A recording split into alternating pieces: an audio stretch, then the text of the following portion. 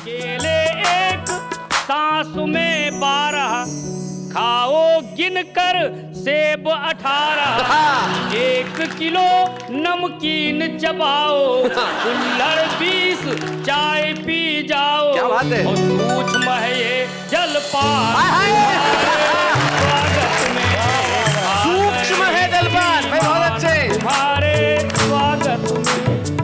Comedy के videos देखने के लिए हमारे चैनल को लाइक और सब्सक्राइब करें।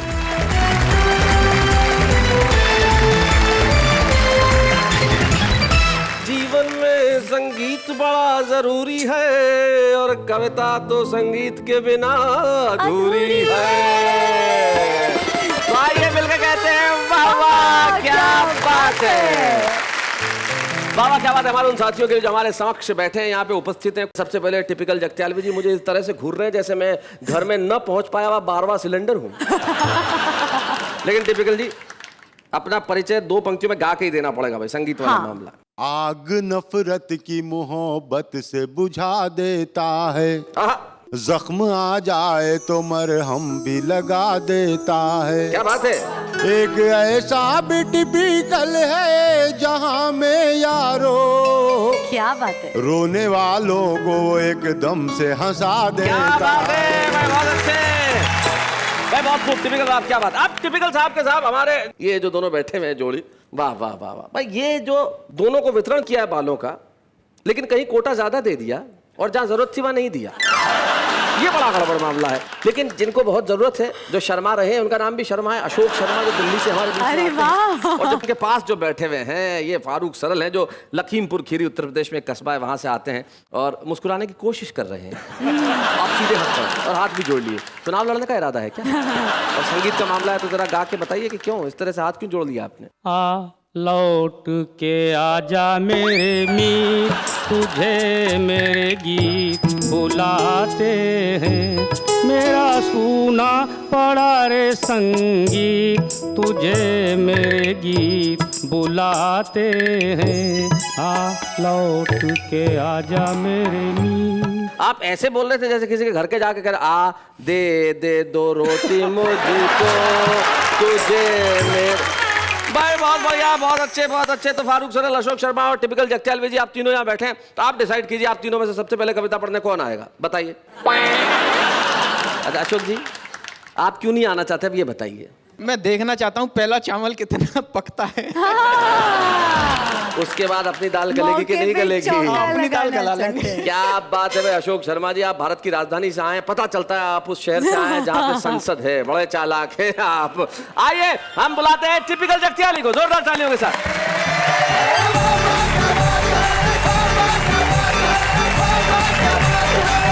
सभी दर्शकों को टिपिकल जगत्याली की जानिब से आदाब, सलाम, नमस्कार। आदाब। गजल से पहले 4 मिसरे समाप्त करें। इरशाद। मेरे सेल फोन में बैलेंस भेजो कहती है मुझको, अच्छा नहीं भेजूं तो वो मुझको परेशान हाल करती है। मुझे उल्लू बनाती है मेरी माशूक रोजाना, मेरा बैलेंस लेके दूसरे को कॉल करती है। एक 4 मिसरे और समाप्त कर लें। जी इरशाद। मेरी सब जेब खाली करके कहती हो मुझे गुड बाय। Good bye.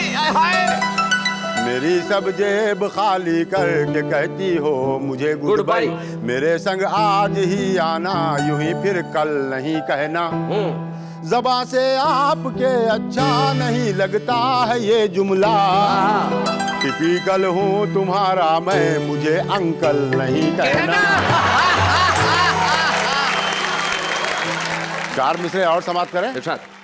सख्त मुश्किल में पड़ गया यारो, सख्त मुश्किल में पड़ गया यारो, साथ रहता है छोकरा उसका। सख्त मुश्किल में पड़ गया यारो, साथ रहता है छोकरा उसका। वो बनी मेरी तीसरी बीवी, मैं भी शौहर हूँ दूसरा उसका। क्या बात है, बहुत अच्छे, क्या बात है, बहुत बढ़िया। एक मुकम्मल गजल समाप्त कर ले। जी इरशाद। बीमार हो गया हूँ मोहब्बत में हार के। अच्छा, बीमार हो गया हूँ मोहब्बत में हार के, पीटा पुलिस वालों ने कपड़े उतार के। कर्जों में मुब्तला है मगर शान देखिए। मतलब उधार खूब लिए हुए हैं, कर्जों में मुब्तला है मगर शान देखिए। कर्जों में मुब्तला है मगर शान देखिए, फिरते हैं सूट बूट में वो भी उधार के। और जाती हो क्यों बुढ़ापे में तुम ब्यूटी पार्लर। ये इधर ये शेर। जाती हो क्यों बुढ़ापे में तुम ब्यूटी पार्लर, आते नहीं पलट के वो दिन फिर बाहर के। और शेर मुलाजा करें कि तनख्वाह अगर नहीं दिए बीवी के हाथ में, तनख्वाह अगर नहीं दिए बीवी के हाथ में, घर से निकाल देगी वो बेलन से मार के। और मक्का समाप्त करें कि बिच्छू के डंक जैसे हैं अशार सब मेरे। वाह, अशार शेर जी जो कहते हैं गजल में जो कहे जाते हैं अशार। बिच्छू के डंक जैसे हैं अशार सब मेरे, क्यों छेड़ते हो मुझको टिपिकल पुकार के।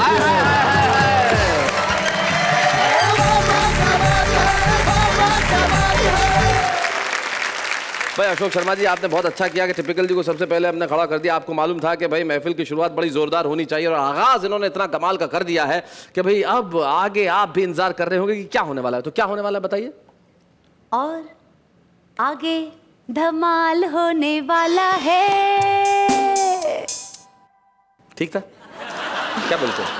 It was very peppy and more, you know, it was very warm feel. Ashok Sharma ji आइए।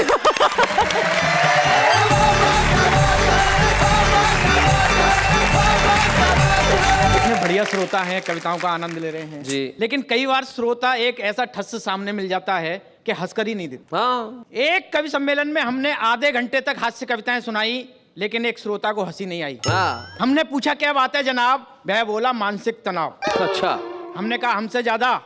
सुनते ही उसने सिर धुना और बोला अच्छा पहले तू सुना। हमने कहा बेटा आज सुबह ही पत्नी को लेकर हॉस्पिटल गए थे, लेकिन लौटते समय हमारी किस्मत ही फूट गई। ना जाने कब हमारी पुरानी नौकरानी ने हमें देख लिया और धच्च से आकर स्कूटर पर बैठ गई। हम नौकरानी को लेकर घर आ गए, पत्नी वहीं छूट गई। जब इस बात का एहसास हुआ तो उल्टे पांव हॉस्पिटल की तरफ भागे, तभी पड़ोसी आ गए आगे। बोले लगता है आप हॉस्पिटल जा रहे हैं, हमारी पत्नी को लेते जाइए, हम साइकिल से आ रहे हैं। अच्छा। अब मन में हड़बड़ी थी। उनकी पत्नी को लेकर जैसे ही हॉस्पिटल पहुंचा, पत्नी दरवाजे पर खड़ी थी। बोली अबे ओ दूसरों की पत्नियों के पत्नी डोहू वाहन। अबे ओ दूसरों की पत्नियों के पत्नी डोहू वाहन, दूसरों की पत्नियों को भी ढोता फिरेगा या अपनी पर भी ध्यान देगा। अब बता बेटा, इससे बड़ी टेंशन है तेरे पास? हाँ। सुनते ही वह हंसा और बोला यार तू भी खूब फंसा। यहाँ तो एक ही को ढोते ढोते ढोते ढोते सर चकरा रहा है और तू तीन तीन को ढोकर आ रहा है। बढ़िया बढ़िया। ये तो थी साहब प्राइवेट हॉस्पिटल की बात जी। एक सरकारी हॉस्पिटल भी होता है। एक बार मैं वहां भी फंस गया। क्या बात है? आधुनिक हथकंडों से युक्त सरकारी अस्पताल, उन पर बिछा हुआ दलालों का जाल, बाप रे बाप, भगवान ही बचाए। मरीज मरे तो मरे, उसका तीमारदार भी बचकर भागने ना पाए। बैठे बिठाए समस्या हुई खड़ी, पत्नी के ऊपर पड़ोसी की दीवार गिर पड़ी। अच्छा। पहले तो हंसी आई, इसलिए नहीं आई कि उसका चोट लग गई, इसलिए आई कि कोई दीवार ऐसी है वो पत्नी को भी शिकार बना सकती है। कि पहले तो हंसी आई, फिर औपचारिकताएं निभाई। मजबूरी होती है साहब। पत्नी को टैक्सी में डाला और भागे, पूरा परिवार पीछे था, हम आगे। इमरजेंसी वार्ड के बाहर स्ट्रेचर पर लेटे एक व्यक्ति को जैसे ही छुआ, वह तुरंत उठ खड़ा हुआ। बोले स्ट्रेचर चाहिए? 50 रुपए लाइए। पूरे 8 घंटे वेट किया है, तब कहीं जाकर स्ट्रेचर लिया है। अच्छा। हमने कहा भैया तुम्हारा ये धंधा कब से चल रहा है? वह बोला अपना तो परिवार ही इसी से पल रहा है। ज्यादा बताएंगे तो आप ही का कलेजा हिलेगा। यकीन नहीं आता तो अस्पताल में घूम कर देख लो, अपना पूरा खानदान किसी ना किसी स्ट्रेचर पर लेटा मिलेगा। कभी किसी ने मारी कोहनी, पत्नी की तरफ इशारा करके बोला बुढ़िया दाखिल करानी है, बुढ़िया कराओ बोनी। हमने कहा क्या लोगे भैया? वह बोला 100 रुपया। हमने कहा 10 रुपए में तो हम खुद ही दाखिल करवा देंगे। वह बोला लगता है बुढ़िया को भी मरवा देंगे। अरे इतनी लंबी लाइन नहीं देखते, आगे पहुंचते पहुंचते आपकी कमर ही झुक जाएगी। जब तक आप आगे पहुंचेंगे तब तक तो आपकी बुढ़िया ऊपर पहुंच जाएगी। हमने कहा हमारा दिमाग मत चाटो। वह गया और एक पुलिस वाले को ले आया। बचा कुचा दिमाग उस पुलिस वाले ने खाया। क्यों वे इसे कहाँ मार लाया? हमने कहा सिपाही जी यह हमारी पत्नी है और आपको पता है इस समय हम पर क्या गुजर रही है। वह बोला सच सच बता दे कितना छोड़कर मर रही है। बहुत बढ़िया। सच सच बता दे कितना छोड़कर मर रही है। इसके पास नकदी और जेवरातों की कितनी सीमा है और इसके नाम से कितने का बीमा है। या इसके माता पिता से इसके हिस्से में कितना आना है और तेरा किस किस महिला से यार आना है। सच सच बता दे वरना पुलिस केस बनेगा। ये तो मरेगी मरेगी, साथ में तू भी मरेगा। अंदर जाकर देखा तो यह भी सच था, पूरा हाल मरीजों से ही खचाखच था। किसी का मरीज कहीं था, सामान कहीं था, पांव रखने को स्थान भी नहीं था। एक बिस्तर पर 3-3 पड़े थे। जिनको जगह नहीं मिली वो ग्लूकोज की बोतल लेकर हाथ में खड़े थे। एक व्यक्ति मारे दर्द के तड़फड़ा रहा था लेकिन डॉक्टर नर्सों के साथ गप्पे लड़ा रहा था। ओए होए। और दूसरा मरीज की हालत हद से ज्यादा बिगड़ रही थी और नर्स टीवी के आगे बैठी मैगजीन्स पढ़ रही थी। बहुत अच्छे। एक अन्य मरीज के सिरहाने खड़े 2 व्यक्ति आपस में बतिया रहे थे। बोले यार लगता है अब ये भी जाने वाला है, इसके लिए भी स्ट्रेचर लाना पड़ेगा। दूसरा बोला ना, ये जो ट्रॉली खड़ी है ना इसी से काम चल लेगा। ज्यादा दिक्कत होगी तो इसकी गठरी बनाएंगे और खींचकर मुर्दागिरा तक ले जाएंगे। तभी मरीज की आवाज आई, मेरे भाई मैं आपको कष्ट नहीं पहुंचाना चाहता हूं, आप तो मुझे रास्ता बता दीजिए, मैं खुद ही चला जाता हूं। मुर्दागिरे के बाहर एक व्यक्ति ना बोल रहा था ना हिल रहा था, कारण उसका मुर्दा ही नहीं मिल रहा था। अस्पताल के कर्मचारी उससे समझा रहे थे कि इतना मत घबराइए, इतने सारे मुर्दे पड़े हैं, जो भी पसंद आए ले जाइए। क्या बात है। खैर हम भी रोते पीटते घर आए, देखा तो चकराए, हमारी पत्नी मरी नहीं साक्षात जी रही थी और चारपाई पर बैठी हुई हल्दी का दूध पी रही थी। तब से हमने फैसला लिया और ये कसम ली कि आज के बाद इस चक्कर में कभी नहीं आएंगे और अब के हमारी पत्नी मरे या जिए लेकिन भूल कर भी सरकारी अस्पताल नहीं जाएंगे। क्या बात है, बहुत अच्छे।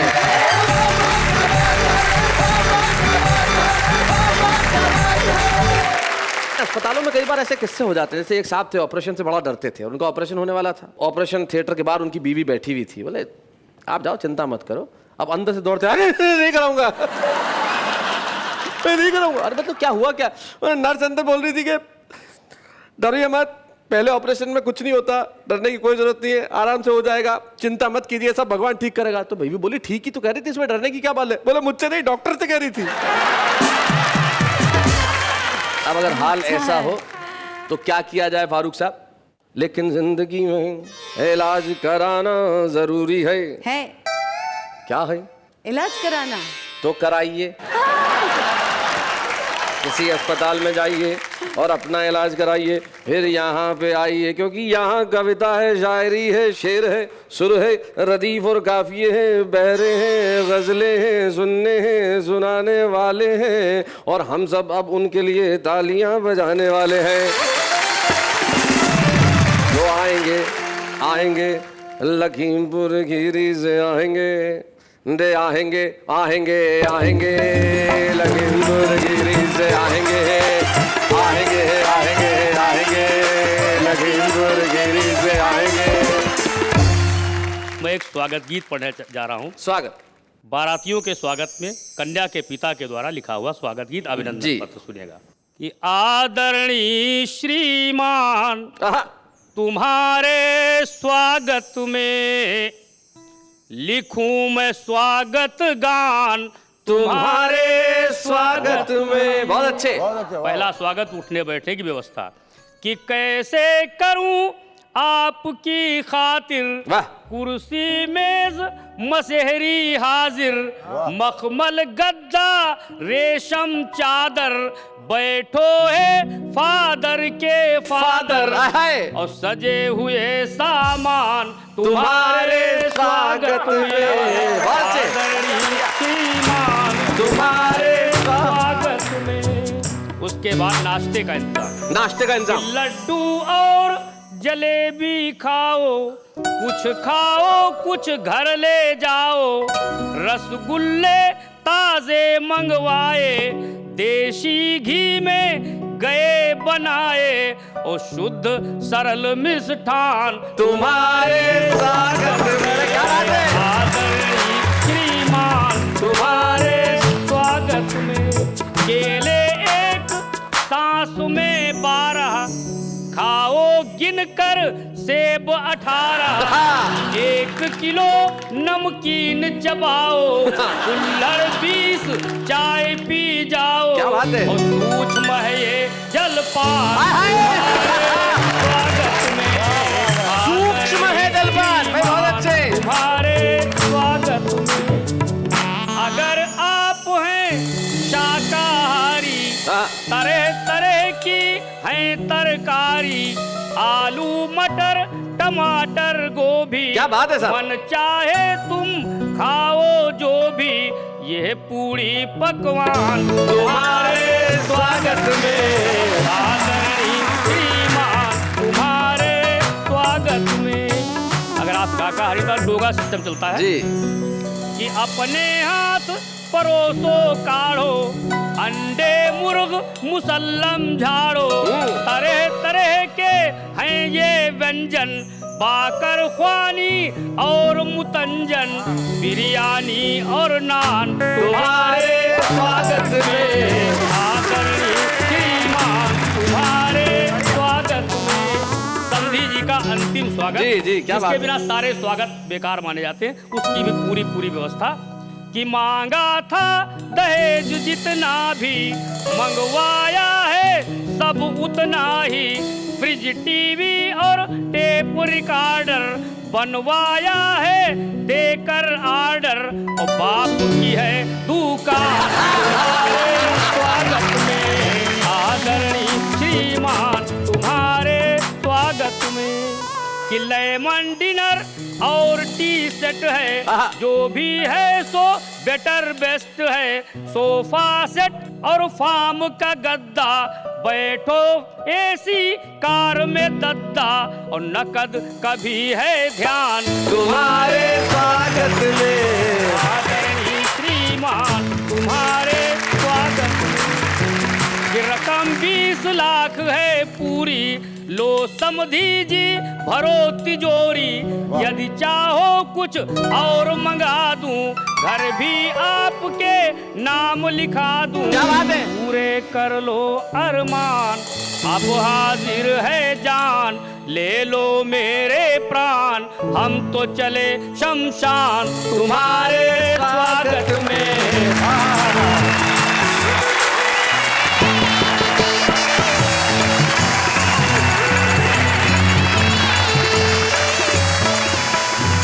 तो क्या छेड़ी है तान हमारे स्वागत में, क्या गाया है गान हमारे स्वागत में, जीत लिए हैं प्राण हमारे स्वागत में। भाई बहुत अच्छे। संगीत की बात कर रहे हैं, आप लोगों ने कमाल किया, आपने सुर छेड़े तान छेड़े। अगर अच्छा संगीत का रूप बदल दिया जाए तो अर्थ भी बदल जाते हैं। जैसे कितना खूबसूरत गाना है हमारी हिंदी फिल्मों में, तुम आ गए हो नूर आ गया है, नहीं तुम चरागों से लौ जा रही थी। क्या बढ़िया गाया। अब हमारे एक मित्र हैं, उनका बिजनेस था ट्रेन में गाने का। अब उन्होंने गाया ट्रेन में कि तुम आ गए हो और नूर आ गया है, नहीं तो चरागों से लौ जा रही थी। तुम आ गए हो और नूर आ गया है, तो दूर के मुसाफिर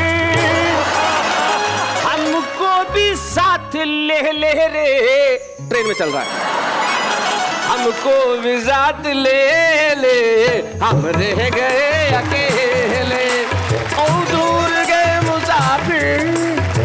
आगे कि सुनी है दिल की राहें और खामोश है निगाहें, और नाकाम हसरतों का उठने लगा जनाजा, चारों तरफ लगे बर्बादियों के मेले रे, हमको भी साथ ले ले।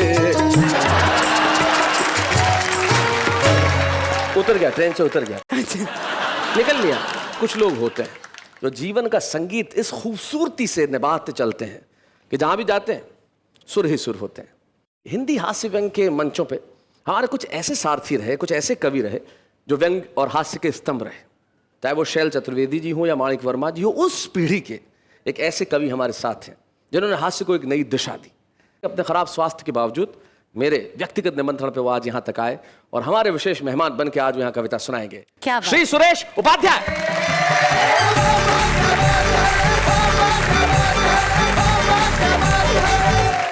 जिस तरह आप यहाँ इस कवि सम्मेलन का आनंद ले रहे हैं, इस तरह से आपने संगीत सम्मेलन भी देखे होंगे, सुने होंगे जी, भोगे होंगे, भागे होंगे। भागे होंगे क्योंकि संगीत सम्मेलन कई बार ऐसे भी हो जाते हैं कि लोग बाग भाग खड़े होते हैं जी।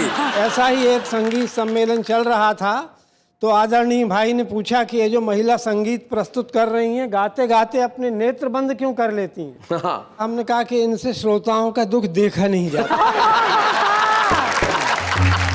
जिस संगीत सम्मेलन में श्रोताओं का दुख न देखा जा रहा हो, ऐसे संगीत सम्मेलन की ये रपट है जी।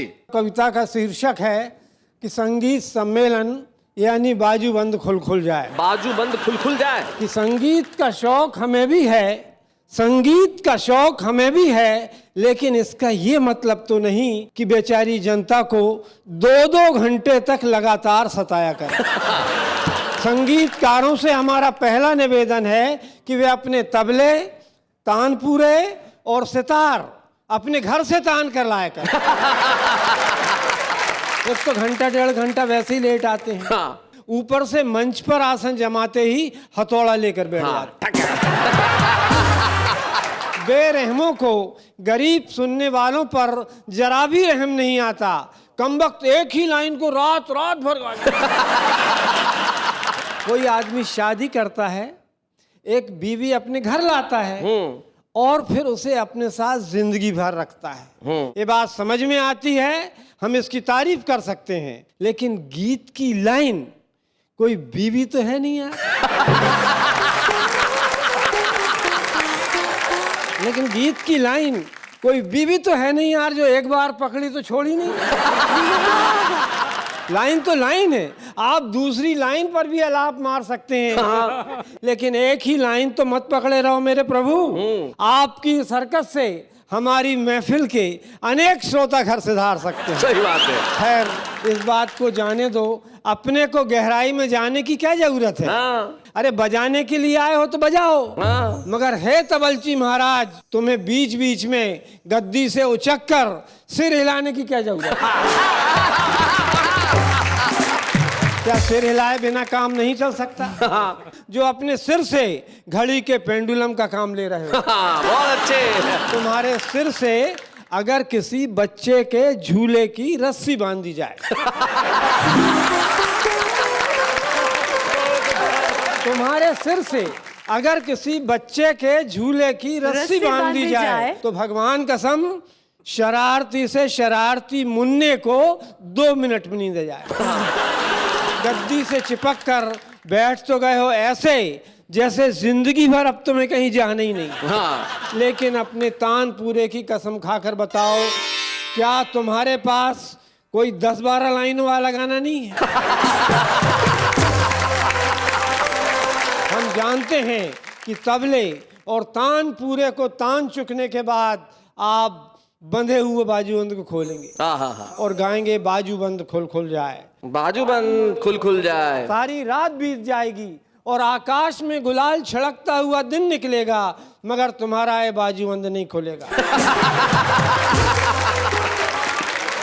कतई नहीं खुलेगा। अगर खुल जाए तो तुम्हारा बाजूबंद वहीं पे खत्म हो जाए। इसलिए तुम इस बाजूबंद को हमेशा बांधे रहो। पुराने लोगों ने पुरानी फिल्म देखी होगी, बैजू बावरा किस तरह से वो अपना संगीत प्रस्तुत करता था। बादल राग गाता था, वर्षा होने लगती थी। दीपक राग गाता था, दिए जल जाते थे। वो ही बैजू बावरा पता नहीं कैसे इसी टाइप के गाने गा कर मृगों को बुला लेता था, मृगों को। लेकिन 21वीं सदी है साहब, ये नया जमाना है साहब, और मत खींचो और मत अलाप भरो। तुम्हारे गले की नसें खींची जा रही हैं तांत की तरह, और खींचोगे तो फोकट में जान चली जाएगी। वो मृग बदमाश कभी नहीं आएगा, मिर्गी आ जाएगी। फिर क्या करोगे? कुछ समाज सेवक तुम्हारी तरफ दौड़ेंगे और तुम्हें अपना जूता सुंघाएंगे। समाज सेवक माइक पर अनाउंस कर दिया जाएगा, द प्रोग्राम इज ओवर, और ओवर सुनते ही कमबख्त तुम्हें फिर होश आ जाएगा और तुम फिर गाने लगोगे, बाजूबंद गुल जा। ये हास्य होता है जो सब टीवी का भी और हमारे इस कार्यक्रम का भी उद्देश्य है। एक भी शब्द ऐसा नहीं जो आप परिवार के साथ बैठ के न देख सकें। अश्लीलता से परे हास्य क्या होता है, ये उदाहरण हम देते हैं सुरेश उपाध्याय जी कविता के रूप में। ये मेरा व्यक्तिगत तौर पे और वाह वाह क्या बात है का कर्तव्य है कि हम उस पीढ़ी के सुरेश उपाध्याय को सम्मानित करें जिन्होंने हिंदी कविता को मंचों पे न सिर्फ लोकप्रिय किया बल्कि लोगों में उसे एक स्थान दिलाया, उसे सम्मान दिलाया। आज हम सम्मान करते हैं हिंदी हास्य व्यंग के एक बहुत श्रेष्ठ कवि सुरेश उपाध्याय जी का। बच्चे हैं या बूढ़े हैं, नर है या नारी है, हंसी देने वालों के सब ही आभारी है, कविता सुनाने वाले अब सबके साथ है। क्या बात है। तो हमें बड़ी खुशी है कि आज इस मंच पे वाह वाह क्या बात है में हमने सुरेश उपाध्याय जी को सम्मानित किया। और आप जानते हैं कि जब हम किसी कवि को यहाँ सम्मानित करते हैं उनके परिवार का कोई सदस्य उपस्थित रहता है, और सुरेश जी के साथ आशा भाभी यहाँ उपस्थित है। तो मैं श्रीमती आशा उपाध्याय से अनुरोध करूंगा कि वो मंच पे आएं। आशा भाभी स्वागत है आपका। धन्यवाद। कितने वर्ष हो गए विवाह को? 41वां साल चल रहा है। 41वां 41, ओ वाओ। तो 41 वर्षों का आपका सुरेश उपाध्याय जी का साथ, अगर एक पंक्ति में आपको कहना है तो क्या कहेंगी? मैं कहूँगी 95% तो इतनी खुशियां हैं कि शायद मैं बता ही नहीं सकती, उनको किताबों में ही लिख पाऊंगी। और 5% तकलीफ रही क्योंकि कवि सम्मेलनों के माध्यम से ये पूरे देश में महीने में 25 दिन बाहर रहते थे जी, तो इंतजार में और बच्चों को पालने में मेरा समय निकल गया। कभी 25 दिन पति घर से बाहर रहे तो कभी कोई इनसिक्योरिटी नहीं होती थी कि आसपास कोई महिला? शादी के तुरंत बाद ही इन्होंने मुझे घुमाना जो शुरू किया, तो मेरा हनीमून अभी 62 साल में भी चल रहा है। देखिए खड़ी हूँ आपके सामने। क्या बात है भाई, वाह वाह वाह। पूरे देश का देशाटन करवाया और खुशियों का तो मैं अभिव्यक्ति नहीं है मेरे पास शब्दों में। आशा भाभी आप खुद बहुत अच्छा लिखती हैं, बहुत अच्छा गाती हैं। हाँ मैं लिखती हूँ। तो आपको कुछ 2 पंक्तियां कहनी हो तो आप क्या कहेंगी? तो ये छोटी सी एक गजल है। एक ऐसे नशे ने छुआ है, मन गुलाबी गुलाबी हुआ है। क्या बात है। देखिएगा सरिस हवा का, गुलमोहर तक शराबी हुआ है। क्या बात है। मन गुलाबी गुलाबी हुआ है। एक पूरा का पूरा समंदर एक कश्ती में डूबा हुआ। क्या बात है, वाह वाह वाह वाह। 7 रंगों रंगी चुनरी पर प्यार का रंग हावी। क्या बात है, बहुत बहुत अच्छे। तो लौटा है फिर से हम उस कार्यक्रम में जिसका नाम वाह वाह क्या बात है। क्या बात है। आपका साथ है, हमारा साथ है, कवियों का साथ है। लेकिन अब हम उनकी बात करने जा रहे हैं जिन्हें जिंदगी में बड़ी परेशानियां हैं, गम है, दुख है, लेकिन फिर भी चेहरे पे मुस्कुराहट है। यानी भारत का वो आम आदमी जो जहां भी रहे, कहीं भी रहे, जैसे भी रहे, कैसे भी रहे, लेकिन कविता जरूर सुनाता है। पूछिए कैसे? कैसे? कैसे? वो इश्क तो करती है पर जुनून नहीं करती, वो कत्ल तो करती है पर खून नहीं करती। इतनी कंजूस है मेरी चाहने वाली, वो मिस कॉल तो करती है पर फोन नहीं करती। इश्क करने वालों का यही अंजाम होता है, इश्क करने वालों का यही अंजाम होता है। कभी नज़ला, कभी खांसी तो कभी जुकाम होता है। India is a nation and Dadar is a station. India is a nation and Dadar is a station. Don't fall in love, first complete your education. सल्टा डाला मुझको कम वक्त ने बातों बातों में, महज खिलाई इतनी मिठाई कि चिपक के रह गई दांतों में।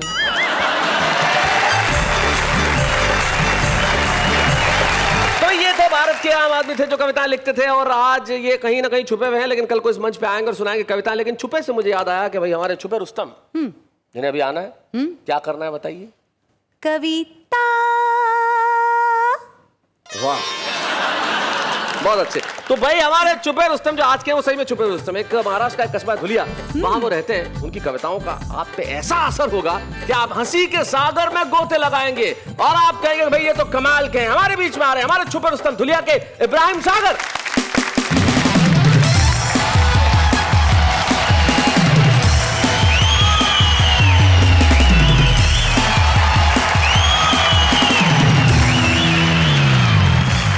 कमाल कर दिया है इब्राहिम, इसलिए कमाल कर दिया कि हमारे शो में कई छुपे रुस्तम आए, लेकिन ऐसी एंट्री किसी की नहीं हुई, और आपने बिल्कुल सार्थक कर दिया, क्योंकि संगीत पे आज हम बात कर रहे हैं, तुमने बिल्कुल रॉक स्टार की तरह एंट्री ली है भाई। क्या बात है इब्राहिम, बहुत अच्छे। अर्ज किया है कि मेरी गली में एक पड़ोसन नागन इच्छाधारी है, उसकी सपेरे और नेवले से अच्छी खासी यारी है। ओहो, चाहे गजल के शेर कहो तुम, चाहे हजल के शेर कहो, इसमें भी झक मारी है और उसमें भी झक मारी है। अर्ज किया है कि माना के दोस्तों मैं बहुत ही अपंग हूँ, माना के दोस्तों मैं बहुत ही अपंग हूँ, सलमान खान जैसा मैं लेकिन दबंग हूँ। अर्ज किया है कि मैं भूखा प्यासा आया हूँ तेरे मकान पर, मक्खन लगा के दे दे मेरी जान नान पर। दस्तक दिए बगैर ही दाखिल में हो गया, दस्तक दिए बगैर ही, दस्तक दिए बगैर ही दाखिल में हो गया, खुश आमदीद लिखा हुआ था मकान पर। क्या बात है। राजी करूंगा उनको मैं शादी के वास्ते, राजी करूंगा, राजी करूंगा उनको मैं शादी के वास्ते, फेंकूंगा ऐसा जाल तेरे अब्बा जान पर। माना के हाथ पाँव में सागर नहीं है दम, माना के हाथ पाँव में सागर नहीं है दम, हो जाऊंगा निसार में हिंदुस्तान। क्या बात है भाई, पहले भाई आपने वो शेर सुना होगा जी, जब भी आता है मेरा नाम तेरे नाम के हाथ, जाने क्यों लोग मेरे नाम से जल जाते हैं। बिल्कुल शेर सुना मैंने इस शेर से इस्तेफादा किया है और 4 लाइनें कही हैं। चाय पीने के लिए जब भी वो आ जाते हैं, मुझको बैठा हुआ होटल पे ही पा जाते हैं। अच्छा। और जब भी आता है मेरा पान तेरे पान के साथ, जाने क्यों लोग मेरे पान को खा जाते हैं। जनाब मुनव्वर राना ने कहा था कि बस इतनी बात पे उसने हमें बलवाई लिखा है। मैंने इसमें हजल का पहलू तलाश किया है और शेर को यूं किया है, बस इतनी बात पे उसने मुझे हलवाई लिखा है। अच्छा। कि मेरे घर के एक बर्तन पे बालूशाही लिखा है। इसी कारण पुलिस वाले भी करते हैं मेरी इज्जत। अच्छा। इसी कारण पुलिस वाले भी करते हैं मेरी इज्जत। मेरे टी शर्ट के लेबल पे दादा भाई लिखा है। पहले भाई समाज फरमाए। जी जी इरशाद। क्या किसी ने मुझसे ये पूछा कयामत किसको कहते हैं? किसी ने मुझसे ये पूछा कयामत किसको कहते हैं, तो मैंने एक कागज पर तेरी अंगड़ाई लिखा है। इसी के वास्ते निकला हूँ घर से खुदकुशी करने। नेहा जी देखिए शेर। हाँ जी। के इसी के वास्ते निकला हूँ घर से खुदकुशी करने, के उस लड़की ने आपके खत में सागर भाई लिखा है। वो 4 मिसरे सुना दो माना की कटरीना से। अर्ज किया है कि मेरे लबों पे इसलिए मुस्कान नहीं है, कतरीना कैफ से मेरी पहचान नहीं है। वैसे तो मेरी शादी करिश्मा से ना होगी, वैसे तो मेरी शादी करिश्मा से ना होगी, वो साली भी बन जाए तो नुकसान नहीं है। इब्राहिम सागर, आज आप जरूर धुलिया में रहते हैं, लेकिन आज के बाद आप धुलिया में नहीं रहेंगे, क्योंकि आप दुनिया भर में पहुंच गए हैं। आज तक आप छुपे रुस्तम हैं, लेकिन आज छुपे रुस्तम का स्मृति चिन्ह जब हम आपको देंगे, हाथों में थमाएंगे, और इसे लेके जब आप धुलिया में जाएंगे तो कल को आप 10 स्टार हो जाएंगे। अच्छे हैं या बूढ़े हैं, नर है या नारी है, हंसी देने वालों के सब ही आभारी है, कविता सुनाने वाले अब सबके साथ है। क्या बात है। जिंदगी का संगीत वही है जो हमारे चेहरों पे होता है, यानी कि हंसी। हंसते रहिए और हंसते हंसते हमेशा कहते रहिए वाह वाह क्या बात है, क्योंकि संगीत बिना जीवन नहीं और कविता बिना तो कुछ भी नहीं। सारे के सारे गामा को लेकर गाते चले, सारे के सारे गामा को लेकर गाते चले। पापा नहीं है धानी सी दीदी, दीदी के साथ है सारे, सारे के सारे गामा को लेकर गाते चले। कॉमेडी के वीडियोस देखने के लिए हमारे चैनल को लाइक और सब्सक्राइब करें।